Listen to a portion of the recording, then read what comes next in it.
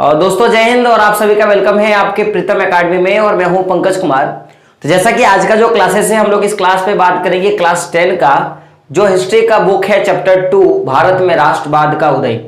तो अभी तक हम लोगों ने जो क्लास लिया था यानी कि जो पिछला क्लास था, तो पिछला क्लास में हम लोगों ने रॉलेट एक्ट और जलियांवाला बाग कांड के बारे में हम लोगों ने पढ़ा था।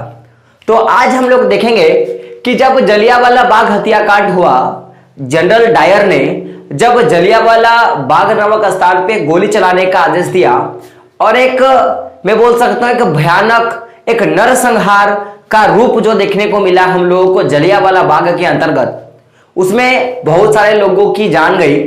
और डायर की जो एक वक्ता था यानी डायर ने एक मैं बोल सकता हूं कि एक स्टेटमेंट दिया जिसमें उसने बोला कि मैंने एक ऐसा नैतिक व्यवहार या मैंने एक ऐसा नैतिक कार्य, आप लोग गौर कीजिएगा कि मैंने इस तरह का नैतिक कार्य इसलिए किया ताकि जो भी सत्याग्रही हैं उनके मन में भय और साथ में जो उनका मनोबल है वो गिर जाए। मैंने इसलिए ऐसा नैतिक काम किया। हम लोग उसके आगे का जो भाग है हम लोग उसके बारे में पढ़ेंगे। हम लोगों ने जलियांवाला बाग कांड देखा। अब हम लोग देखते हैं कि जलियांवाला बाग जब कांड हुआ, हत्याकांड जब हुआ, तो उसके बाद लोगों की या जितने भी सत्याग्रही हैं उनका किस तरह का रूप था भारत में, हम लोग उसके बारे में चर्चा करेंगे।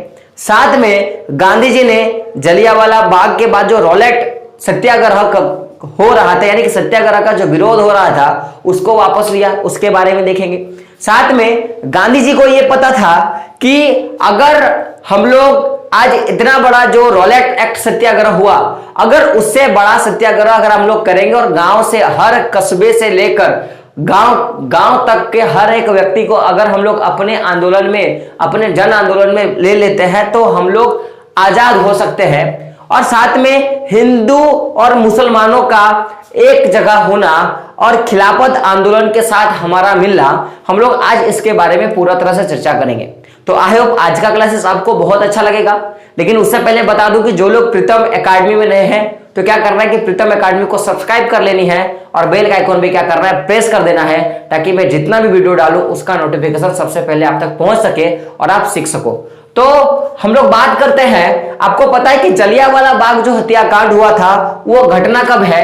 13 अप्रैल 1919। ये घटना कब की है? 13 अप्रैल 1919।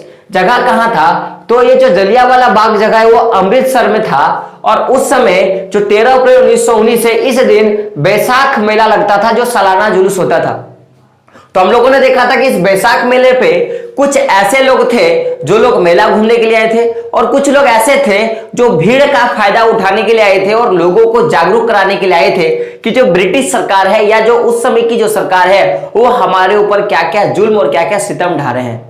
तो उसी के बीच में आपको पता है कि यहाँ पे कर्फ्यू लगा हुआ था, यहाँ पे नियम पारित था कि आप किसी तरह का सभा वगैरह नहीं कर सकते हो।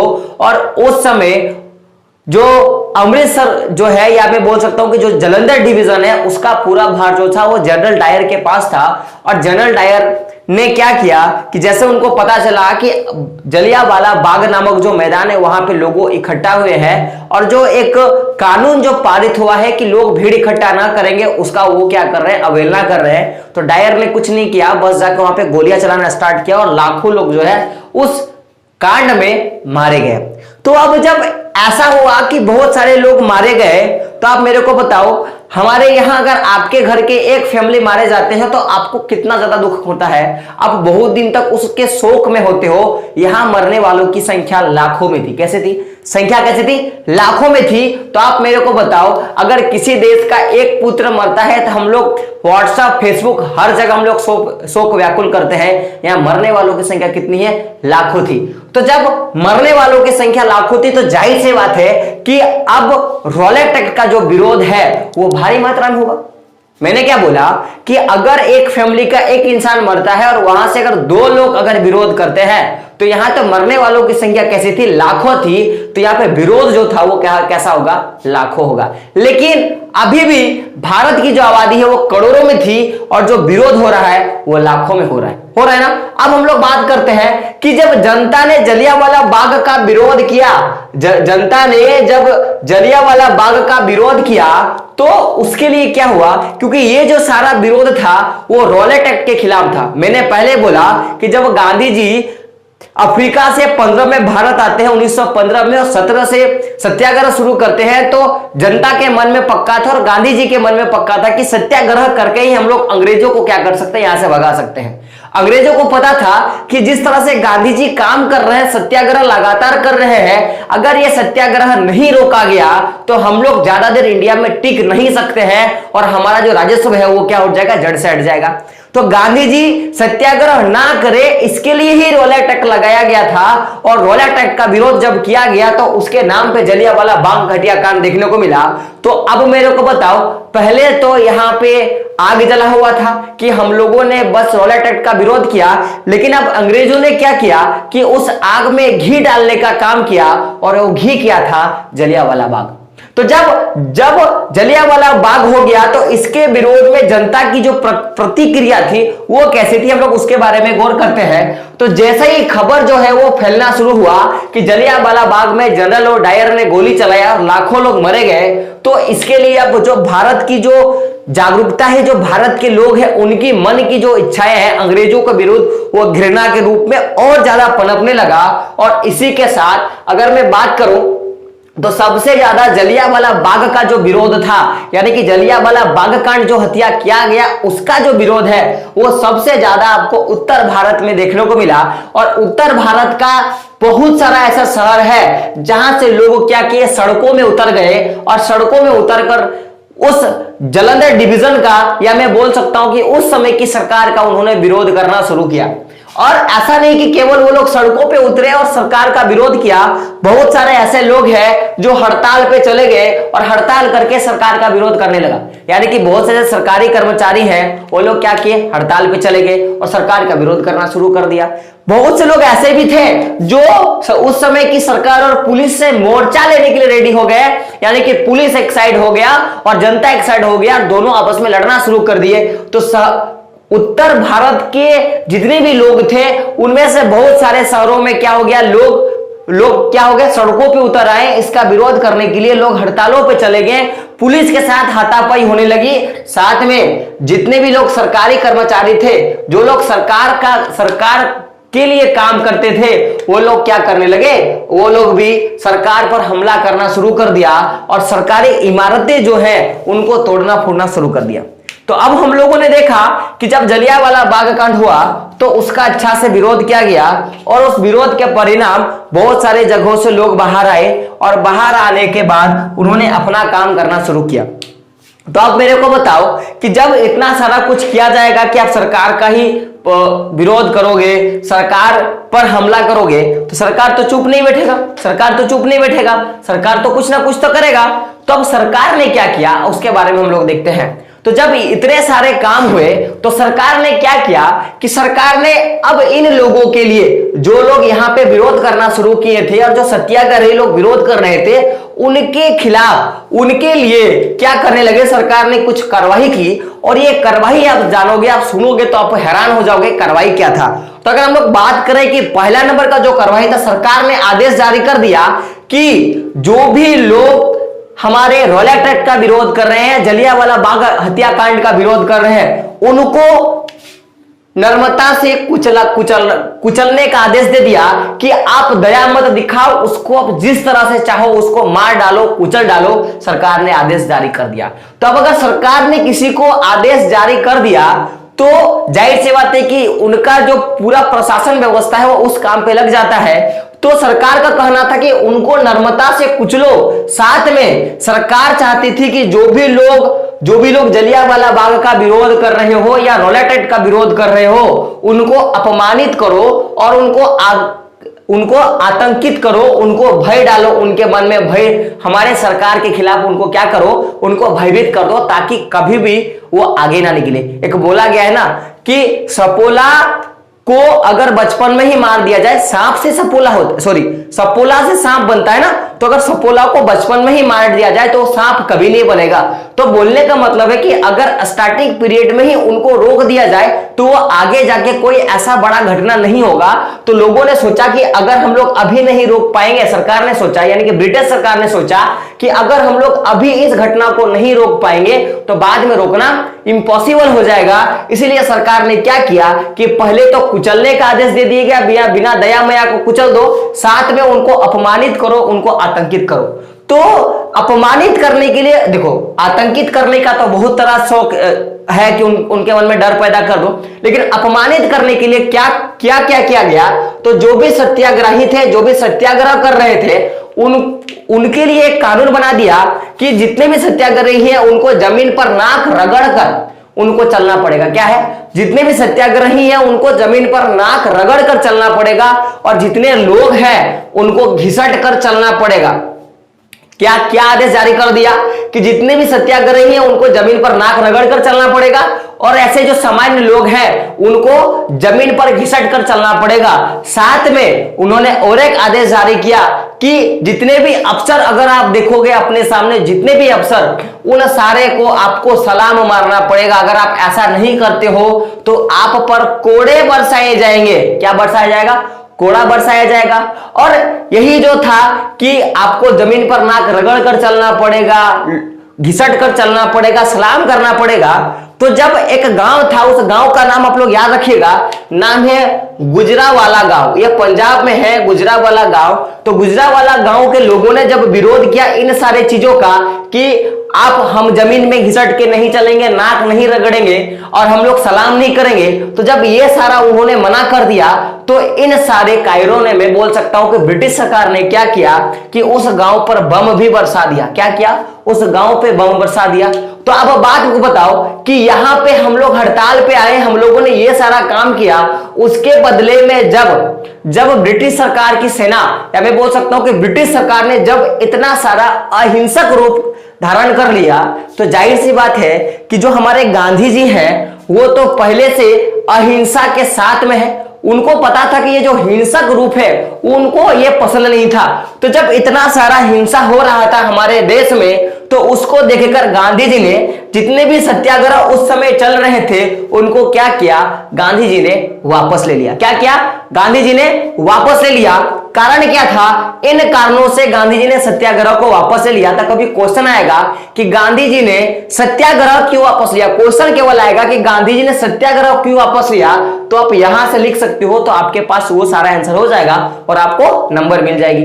अब हम लोग बात करते हैं कि जब गांधी जी ने सत्याग्रह वापस लिया, तो अब गांधी जी के मन में एक बात था कि जिस तरह से रॉलेट एक्ट का विरोध हुआ, तो ये तो एक बड़ा आंदोलन साबित हुआ, क्योंकि जलियांवाला बाग हत्याकांड के बाद ही ये सबसे बड़ा, मैं बोल सकता हूं कि आंदोलन साबित हुआ। लेकिन एक सबसे जो इसका खराब ये पॉइंट ये था कि ये जो आंदोलन था ये मुख्य रूप से शहर और जो कस्बे होते हैं, यानी कि शहर से जो छोटा होता है उसको कस्बा बोलते हैं हम लोग, ठीक है। तो शहर और कस्बे तक ही ये जो आंदोलन है वो सीमित रहा, यानी कि ये भारत के संपूर्ण क्षेत्र पर या संपूर्ण भाग पर नहीं फैल पाया। और चूंकि क्रांति चाहिए तो केवल एक क्षेत्र में ऐसा भावना फैलने से क्रांति नहीं मिल सकती, ऐसा गांधी जी को पता था। तो गांधी जी के मन में एक शंका था कि अगर मेरे को आजाद भारत का जो हमारे मन में सपना है, उस आजाद भारत के सपने को पूरा करना है, तो हमें अधिक से अधिक जनधार वाला आंदोलन खड़ा करना पड़ेगा। यानी कि हमारे पास बहुत ज्यादा मात्रा में लोग चाहिए जो भारत में राष्ट्रवाद के बारे में सोचे और भारत को राष्ट्रवाद करने के लिए प्रेरित हो। तो अब ये जो अधिक जनधार वाला अगर आंदोलन चाहिए तो ये कैसे, ये सबसे बड़ा क्वेश्चन था गांधी जी के मन में। क्या था कि अगर हमको अधिक जनधार वाला आंदोलन खड़ा करना है, जिस आंदोलन में ज्यादा से ज्यादा लोग, यानी मैं बोल सकता हूं कि संपूर्ण भारत के लोग आके मिले, तो कैसे, ये सबसे बड़ा क्वेश्चन था जो गांधी जी के मन में था। तो आपको पता है कि हमारा भारत जो है, इसमें आप किसी एक धर्म की प्रधानता के बारे में नहीं सोच सकते हो। यहाँ पे अलग अलग तरह के धर्में पाई जाती हैं। तो गांधी जी के मन में था कि ये जो धर्मवाद चल रहा है, ये जो जातिवाद की जो भावना हमारे इंडिया में चल रहा है, सबसे पहले इसको दूर करना पड़ेगा। और हमारे इस पूरे भारत में जो दो धर्म की जो सबसे ज्यादा प्रधानता है, एक मुस्लिम धर्म यानी कि मुसलमानों का, और दूसरा हिंदू धर्म यानी कि हिंदू भाइयों का जो धर्म है, ये दोनों जो जाति है या जो दो समुदाय जो है, एक हिंदू समुदाय और एक मुसलमान समुदाय, इनको एक करना पड़ेगा, तब जाके हम आजाद हो सकते हैं। यानी कि गांधी जी का मानना था कि अगर हिंदू और मुसलमान एक हो जाए, एक दूसरे के नजदीक आ जाए, तो ही हम लोग एक बड़ा जनधार वाला आंदोलन खड़ा कर सकते हैं और अंग्रेजों को हम लोग चना चबाने के लिए मजबूर कर सकते हैं। तो अब ये सबसे बड़ा क्वेश्चन था कि गांधी जी को पता था कि हिंदू और मुसलमानों को एक कर देंगे और सामने ले आएंगे, और उससे जो एक जनधार खड़ा होगा, वो सबसे बड़ा जनधार एक आंदोलन खड़ा होगा, ये गांधी जी को पता था। लेकिन अब गांधी जी के मन में क्वेश्चन था कि भाई उनको कैसे सामने लाया जाए। क्या था गांधी जी के पास? अब सबसे बड़ा एक क्वेश्चन था, या मैं बोल सकता हूं कि सबसे बड़ा प्रॉब्लम था कि आखिर कैसे हम ये जो दो बड़ी जो संप्रदाय हैं हमारे भारत में, एक मुस्लिम की और दूसरा हिंदू का, तो इन दोनों को कैसे एक किया जाए, यह सबसे बड़ा क्वेश्चन था गांधी जी के मन में। तो अब बोला गया ना कि जब कोई किसी चीज को चाह ले और वो शिद्दत से उस चीज को चाहे, तो फिर कुछ ऐसी घटनाएं होती हैं जिस कारण से वो उस चीज को पा लेता है। तो वैसे ही मैं बोल सकता हूं कि एक मुद्दा उठा और उस मुद्दे ने पूरा परिवर्तन कर दिया, और उस परिवर्तन के कारण आज जो भी जनधार गांधी जी ने जुटाया, उससे कहीं ज्यादा मैं बोल सकता हूं, या कहीं ज्यादा संख्या में जनधार हुआ। तो आखिर वो मुद्दा क्या था? तो उस समय एक मुद्दा जो था वो मुस्लिम बहुल संप्रदाय के या जो मुस्लिम लोग हैं उनके लिए एक मुद्दा जो था, वो मुद्दा था खिलाफत मुद्दा। यानी कि गांधी जी ने क्या किया कि मुस्लिमों का एक प्रॉब्लम चल रहा था और वो था खिलाफत के लेके। तो खिलाफत की हम लोग उसके बारे में भी चर्चा करेंगे। तो अभी हम लोग बात करते हैं कि गांधी जी ने क्या किया कि जो एक सवाल उठा था, एक मुद्दा उठाया, उन्होंने खिलाफत मुद्दा उठाया, और उनके साथ हमारी जो राष्ट्रवादी जो आंदोलन है उसको गांधी जी ने जोड़ने का काम किया। तो सबसे पहले हम लोग देखते हैं कि ये खिलाफत मुद्दा क्या है या खिलाफत आंदोलन क्या है, हम लोग इसके बारे में बात करते हैं। तो समझिएगा कि जब पहला विश्व युद्ध होता है या जब फर्स्ट वर्ल्ड वॉर होता है, तो उस समय ये ऑटोमन और तुर्की नाम का जो जगह है वो हार जाता है। और आपको पता है कि जो तुर्की है वो मुस्लिम बहुल देश है, यहाँ पे मुसलमानों की संख्या जो है वो ज्यादा है। तो पहले विश्व युद्ध में क्या होता है कि ऑटोमन साम्राज्य हार जाता है, और हारने के बाद उसी समय एक अफवाह फैलती है, और वो अफवाह क्या है कि जो इस्लामी विश्व के यानी कि मुसलमानों के, मैं बात कर सकता हूं इस्लामी विश्व के यानी कि इस्लाम को मानने वाले लोगों के, तो इस्लामी विश्व के जो आध्यात्मिक नेता हैं, उस नेता का नाम क्या है? खलीफा। यानी कि जिसके कारण आज पूरे विश्व में इस्लाम धर्म का प्रचार प्रसार हुआ है, मैं उनका बात कर रहा हूं। तो एक अफवाह क्या फैली कि इस्लामी विश्व के जो आध्यात्मिक नेता हैं खलीफा पर क्या है, एक बहुत बड़ा शक्ति स्थापित किया जाएगा। क्या? एक बहुत बड़ा शक्ति स्थापित किया जाएगा, या फिर मैं बोल सकता हूं कि उनकी कुछ व्यवस्थाओं पे कानून का रोक लगाया जाएगा, ये अफवाह फैला। तो आपको पता है कि जब प्रथम विश्व युद्ध हुआ था, तो उस समय जो ब्रिटेन है वो भी उस विश्व युद्ध में भाग लिया था, और साथ में यह भी अफवाह थी कि वो जो शक्ति और जो कानून स्थापित करेगा वो और कोई नहीं, ब्रिटेन सरकार ही करने वाली है। तो उस समय जितनी भी तत्कालिक जो शक्तियां बची थी खलीफा के पास, या खलीफा की जो भी तत्कालिक शक्तियां हैं, उनकी रक्षा करने के लिए मैं क्या बात कर रहा हूं कि जब ये अफवाह फैला कि खलीफा के जो आध्यात्मिक नेता है खलीफा, या इस्लामी विश्व के जो आध्यात्मिक नेता है खलीफा, उस पर शक्ति संधि स्थापित थोपी जाएगी कि उनको क्या क्या करना है, क्या क्या नहीं करना है। तो उनकी जो शक्तियां हैं, उनके लिए जो खलीफा की जो तत्कालिक शक्तियों की रक्षा करने के लिए एक संगठन या एक समिति बनाया गया, और वो समिति मार्च 1919 को बनाया गया था, और जगह क्या था? बंबई। तो बंबई में खलीफा की एक समिति का गठन किया गया, और डेट क्या था? तो मार्च 1919, जगह कहां है? बंबई। तो ये बंबई में एक सभा बुलाई गई, एक मीटिंग हुआ जिसमें यह सारा निर्धारित किया गया कि किस तरह से जो शक्तियों पर रोक लगाया जाएगा ब्रिटिश सरकार के द्वारा आध्यात्मिक नेता खलीफा पर या ऑटोमन साम्राज्य पर, तो उस पर कैसे क्या काम किया जाए। तो अब ये जो बैठक बुलाई गई थी या ये जो पूरी सभा हुई थी, इस सभा में मोहम्मद अली के नाम से आपको पता होगा कि मोहम्मद अली जिन्ना का एक नाम पूरा व्यक्ति फेमस है, तो मोहम्मद अली जिन्ना, साथ में शौकत अली बंधु, शौकत अली बंधु भी बहुत फेमस नाम का आदमी है। तो दो व्यक्ति का नाम याद रखिएगा, एक मोहम्मद अली और दूसरा शौकत बंधु। शौकत अली बंधु के साथ साथ क्या हुआ कि जितने भी तमाम मुस्लिम नेता है उन्होंने यहां पे बैठक की और साथ में बात किया कि किस तरह से हम लोग अपनी जो शक्तियां हैं, यानी कि खलीफा नेता की कुछ जो शक्तियां बची हैं उनको हम लोग कैसे बचा सकते हैं। तो इसी मौका का फायदा उठाकर महात्मा गांधी ने भी इस पूरे माहौल पर मैं बोल सकता हूं कि इस खलीफा या खिलाफत जो समिति का गठन किया गया, उस खिलाफत समिति में क्या हुआ कि गांधी जी ने भी शिरकत करा और पूरे मुद्दे पर इन दोनों व्यक्तियों के साथ मोहम्मद अली है और जो शौकत अली बंधु है उनके साथ क्या किया, बैठक किया। तो बैठक में जो भी कुछ मुद्दा सामने आया, उन मुद्दों के बारे में आपके बुक में तो डिस्कशन नहीं है, लेकिन आप इतना जान लो कि जब मुद्दे पर गहन चिंतन किया गया तो गांधी जी ने उनके पास एक चीज रखा कि आपके जो खलीफा हैं यानी कि आपके जो आध्यात्मिक नेता है, हम उनके शक्तियों के लिए सत्याग्रह करेंगे, उनके शक्तियों के बचाव के लिए सत्याग्रह करेंगे। बदले में आपको एक बड़ा जानदार यानी कि आपको हमारा सपोर्ट करना पड़ेगा। वो किसके लिए, तो लोकतंत्र बनने के लिए। तो अंततः आप लोग एक डेट याद रखिएगा कि सितंबर 1920, आपको ये डेट याद रखना है और ये क्वेश्चन पूछा जाता है कि कांग्रेस के कलकत्ता अधिवेशन कब हुआ था, तो आपको बताना है सितंबर 1920। तो सितंबर का महीना था और 1920 की घटना है, यानी कि मार्च 1919 में बंबई में जब खिलाफत समिति का गठन किया गया, खिलाफत या मैं बोल सकता हूं कि खिलाफत समिति का गठन किया गया आध्यात्मिक नेता खलीफा के संरक्षण के लिए।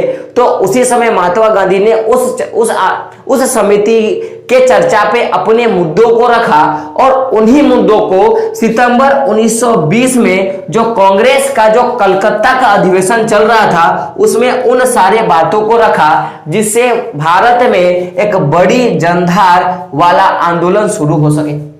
मैंने क्या बोला कि खिलाफत समिति में सारे मुद्दों पे तो बात हुआ कि किस तरह से खलीफा के शक्तियों को रोका जा सकता है या किस तरह से जो खलीफा की शक्तियों को बचाया जा सकता है। मोहम्मद अली जिन्ना से बात हो गई।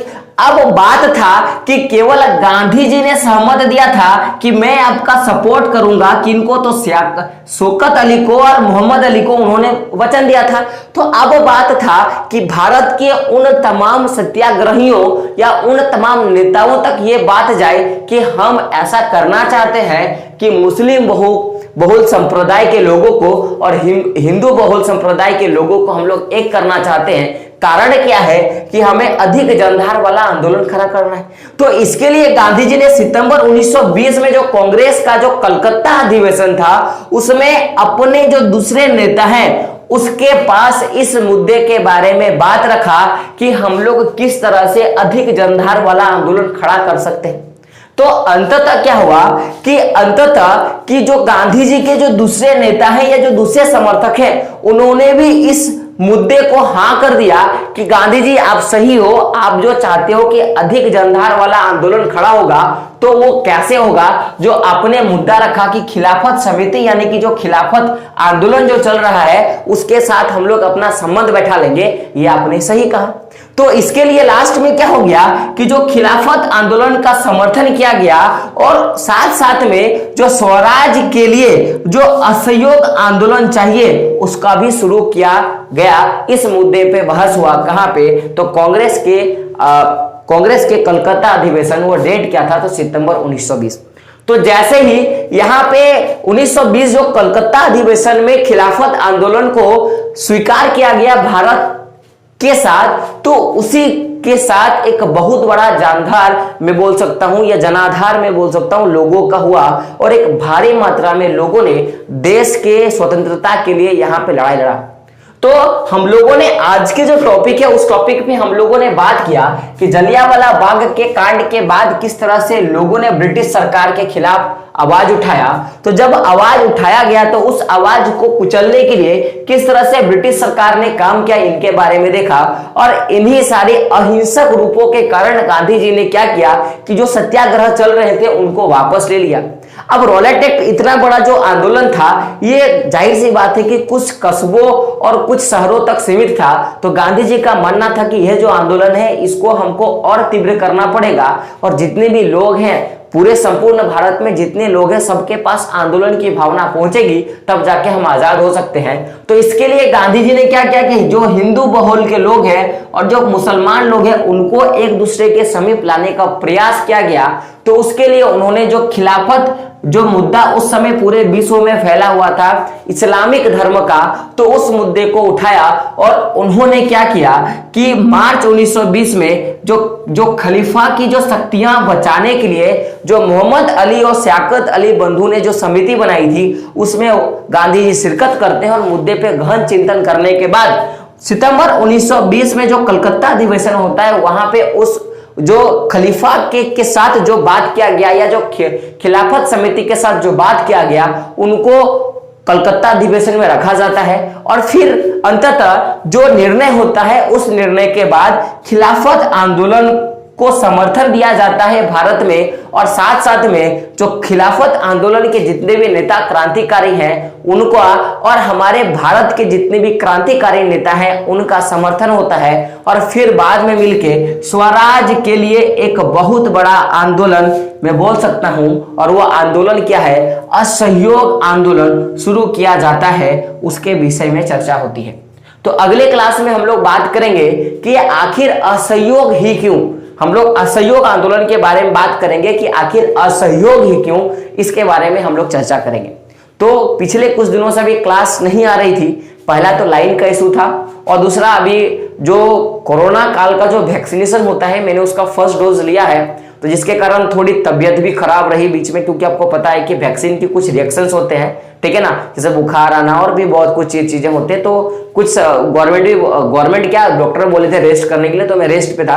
तो वीडियो आज आ चुकी है, थोड़ा जहाँ पे वैक्सीन का सुई पड़ा है वहां पे भी थोड़ा सा पेन है, बट वैक्सीन का तो असर ही होता है, आपको पता है। बाकी कोई नहीं, आपको आज का टॉपिक कैसा लगा आपको कमेंट बॉक्स में बताना है। साथ में जो लोग चैनल पे नए हैं क्या करना है कि प्रीतम एकेडमी को सब्सक्राइब कर लेनी है और बेल का आइकन क्या करना है, प्रेस करना है। दोस्तों जिस तरह का वीडियो आपके पास आता है वो लगातार आती रहेगी, बस क्या करना है कि जो सपोर्ट आपने अभी तक बना के रखा है वो सपोर्ट आप बना के रखें, और वीडियो को ज्यादा से ज्यादा शेयर करें और अपने दोस्तों को चैनल पे लाएं। दोस्तों मिलते हैं अगले वीडियो में, तब तक के लिए जय हिंद, जय भारत और आपका दिन शुभ हो।